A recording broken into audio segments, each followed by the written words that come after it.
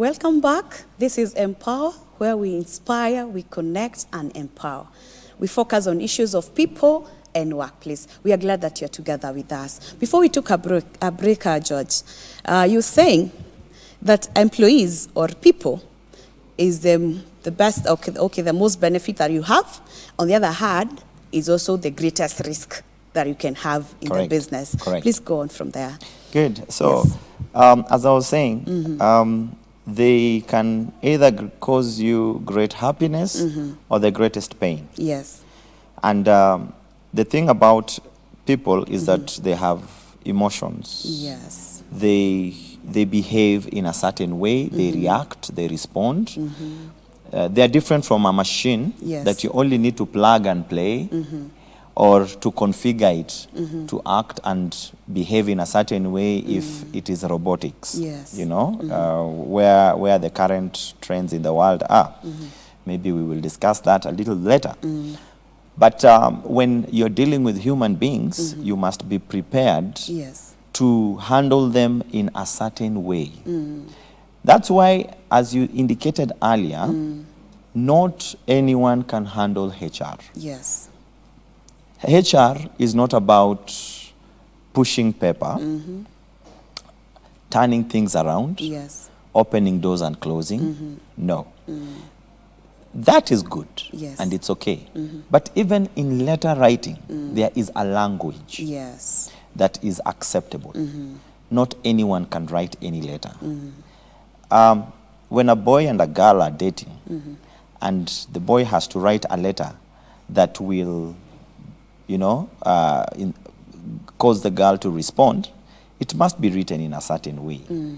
And for you to say get people in your organization, there's a way you must present it. Yes. For you to communicate to someone who has disciplinary issues, you must communicate in a certain way. That's why I was saying that then our legal environment came up with the human resource body, the IHRM, that then governs HR now not as any job, but a profession and practice. Yes. The same as what you find in law, as with accountants. HR has now been elevated to what you would call a profession. So it means not anyone can practice HR. Okay. You must have a particular orientation to have an understanding of people. Yes. I call it DNA. You must have a particular kind of DNA to deal with people. Yes. People are very dynamic. Today they are happy, they are smiling. Tomorrow something happened at home. This gentleman fought with his wife and they totally disagreed. That guy you saw yesterday is not the person you'll see tomorrow. Their productivity yesterday will not be their same productivity today because something has been affected. Yes. So it means that you must have an ability to handle human psychology and behavior. Yes. That's why many HR today, one of the courses that is done at IHRM and other bodies, not that I'm marketing IHRM, but anyway, it's the body that governs HR. I know they also have their own training facility. And other bodies, one of the courses is employee counseling. You must understand how to deal with the emotive tendencies and issues that happen inside the human mind that affect their productivity. Yes. So that means that not everyone can manage HR. Yeah, not everyone. Remember, there are what we call HR administrators and HR professionals or specialists. It's because they understand the entire psychic of how the person resonates with the work environment, and then how do you translate that into an outcome that we spoke about in the beginning. Yeah. Wow. And I think that I want to maybe you can expound further the benefits of having these structures, the HR function active in the organization? Because I'm looking at it, it's more beneficial to have as opposed to not to have. Maybe what are the benefits that any employer would benefit from? Maybe someone may be asking, my business is running, I seem to be doing well. Why do I need it? But what other benefits can someone get from this? Now, running without an HR, let me begin from the negative side, can only run up to a certain point. Yes. Beyond that, you are preparing for disaster. An accident is waiting to happen. Yes. You cannot be anything and everything at the same time. Yes. And as we said, HR cannot be handled by anyone. Yes. They must be trained. They must have the kind of psychic DNA, understanding of in terms of how to handle people. And remember, HR is not just about the people. People make up the organization. Yes. But there is more to that. Because if you do not have HR in your organization, Yes. you risk a lot of legal battles. Yes. Because, for example, if you mishandle a disciplinary case, Yes. we have seen it in organizations that I cannot mention. Yes. Because you see an organization paying someone 800 million or 50 million or even 100,000.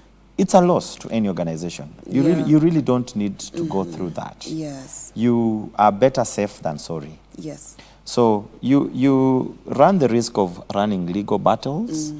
You run the risk of not meeting your objectives as an organization.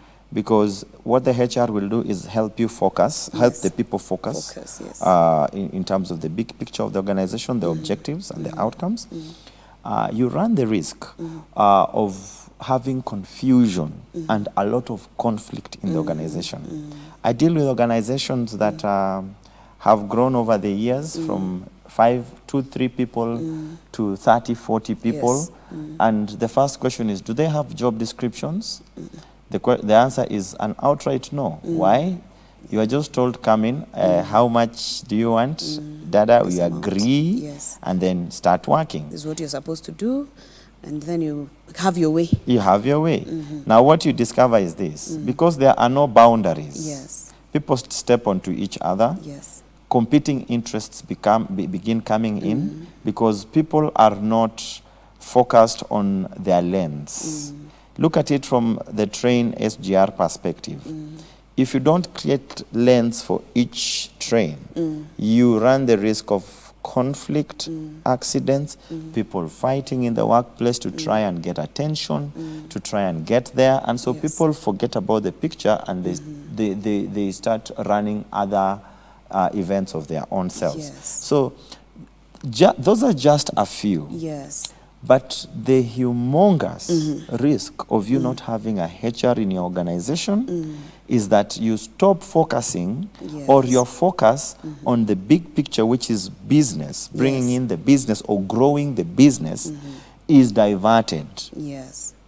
And you start chasing butterflies instead of chasing the big picture. You're dealing with small issues here and there. This one has scratched the other, or this one abused me, or this one is not performing in the way they're supposed to perform, or I don't know what I'm supposed to do because I don't have a job description. So you will never focus on bringing in the business because people will totally distract you. Yeah. Wow. Yeah, and I think businesses, sometimes businesses as they grow, they reach a point and they demand structures. You see, when we are 2, 3, 4, somehow it works. Yes. If I feel like telling you, go, I'll do it without much concern. Anyway, I gave you the job. I never followed any procedure. So the way I told you to come in, go. But as we continue to bring in more people, people are more exposed. There's a lot of information all over. I cannot just be hired or fired. Correct. There are many things that people get to know. So the business itself demands these structures. But you realize that sometimes the business owners don't realize it. So they start now having those fights, a lot of conflicts. They tell someone go, and then again there are legal issues. And also the fact that HR has the legal side. You know, you have to do things the way the law requires you to do. We are looking also at the Constitution. It has a say in dealing with people. When you look at all those things, then this calls for need to have a HR function in any business. Correct. And I think even if that's someone running an M-Pesa shop, has one employee or has two employees, do you think they need it? Now, they may not need an in-house HR. They may not need someone who sits there with them 8 to 5. Yes. But they need the advisory. Yes. Because, as I said, there's a difference between the driver and the mechanic. Yes. If you buy a car, and I assume you have a good one, the number of what you know about that car, yes, in terms of its operations, in terms of whatever, you know, issues here and there that may happen, is limited to looking at the dashboard. Yes. And seeing that the temperatures are going high, so I need to add some. Or I see some red, I'm like, I'm there's a seeing danger somewhere. So it's limited to that. Yes. Beyond that, if you put water or coolant, whatever you use, yes, and the vehicle still is showing that, it means that now you need professional advice, help, yes. someone to come and deal with that. Yes. That is what the HR specialist does. And remember, this is a specialist. It's like a doctor. Yes. And you can read HR in books, but HR is not found in books. It's in the practice. Yeah, you're right. It's in the practice. It's in the practice. We talk about vitu kwa ground. Things on the ground, when you get to the ground, it happens. Even leave school, you have done a degree in HR. Yes. Go to the workplace Go itself. to the you realize workplace. Things may just just pose particular challenges to you that you require a level of skill and understanding to know how to deal with that. Wow. And so you have this person at the M-Pesa shop who steals from you. Yes. How do you handle it from the employer perspective? Because this person can go to court and say, prove. Now remember, the law is more lenient to the employee. Yeah, that is true. Than to the employer. Yeah, we see that happening. Our time is running short, and I'm afraid that this topic is wide. Absolutely. But we'll continue next week. But maybe what is your last word as we wrap up the program? As we wrap up, this is what I would say. Let us appreciate the HR function from whichever angle it is. HR is a need today even in the house.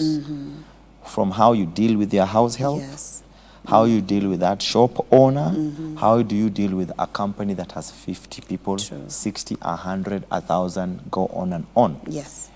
Human resource is a critical factor. Yes. As I began, I said that a company is not a company without HR. Wow. Without people.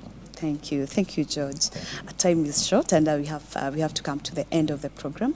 But we appreciate you coming, and I believe next week we learn so much from you. Thank you. Thank you. Absolutely. It has been a pleasure to have you, and I believe you've learned a lot at home, at workplace, in your business, the human resource function, having structured things, structures in your business, structures in your shop, is clear, and it's very important. So we'll continue from there next week, and I believe that the Lord will give us a beautiful week.